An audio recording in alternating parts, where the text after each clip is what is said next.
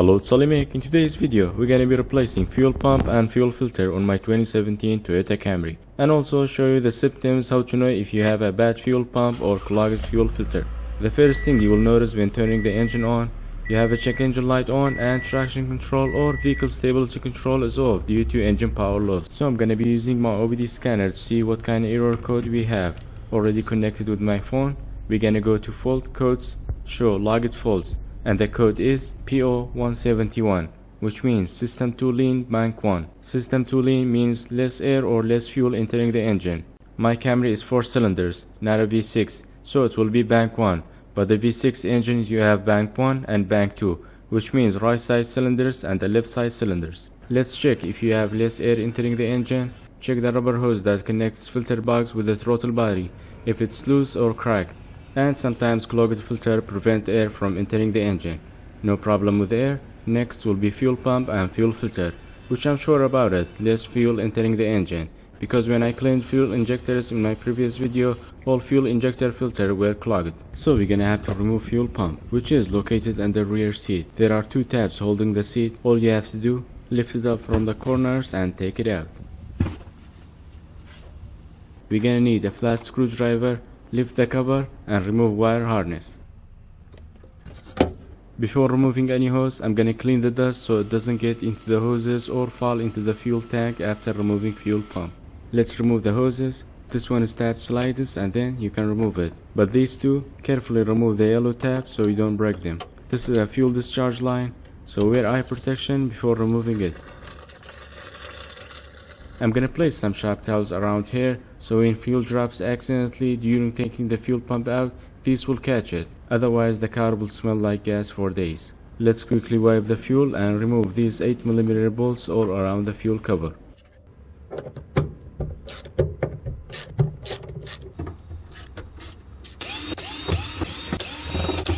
After removing the flange, it should pop out just like this. Carefully lift it up and remove this hose. Now it's free for taking out. Take your time so you don't damage or bend fuel gauge. We're gonna put new fuel pump on, new fuel filter. This one prevents dirt from entering fuel pump, and new main fuel filter, which holds dirt from entering fuel injectors. You can also buy the whole unit, but replacing fuel pump and fuel filter will be much cheaper if you don't have any problem with fuel gauge or don't have any broken parts. Next, remove this hose so we can work on this part only. We're gonna remove the old fuel filter and the pressure regulator.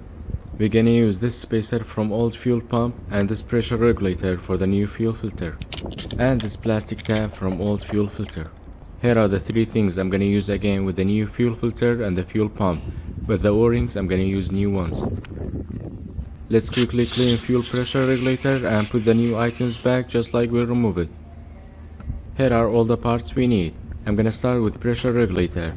Put the new O-rings on, loop the O-rings, insert in the new fuel filter. Next, put the spacer on the fuel pump and then the new O-ring.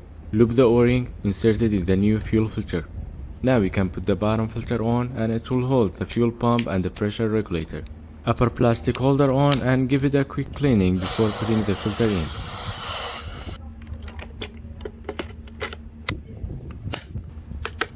Connect the fuel pump wire, and now we need to heat this hose and insert it here. I am far away from the car now. I always like to put a hose clamp on and then put the hose back in. It will provide better seal. Manage the wires and put them in their slots. Now we are done with putting everything back. But if you wanna buy the whole unit, here is the part number. You just need to take the old one out and put the new one in.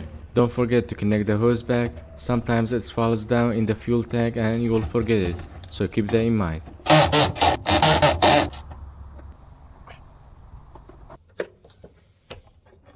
After connecting all the hoses back, connect the wire harness and start the engine. It will start a bit late because the new fuel filter is empty, so it will take some time and then it will start.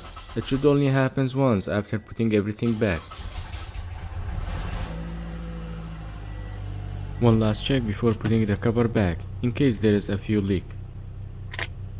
If you continuously having hard start after replacing fuel pump and fuel filter, it means you have a fuel leak in one of the O-rings and not holding fuel pressure. Alright, we are almost done. Let's connect the OBD scanner again and erase the code. And here is how to fix code P0171 and replace fuel pump and fuel filter on 2015 to 2017 Toyota Camry. So that's for this video. Hope the video was helpful and learned something new. If it was, like and subscribe if you haven't already, and I will see you in the next one. Bye for now.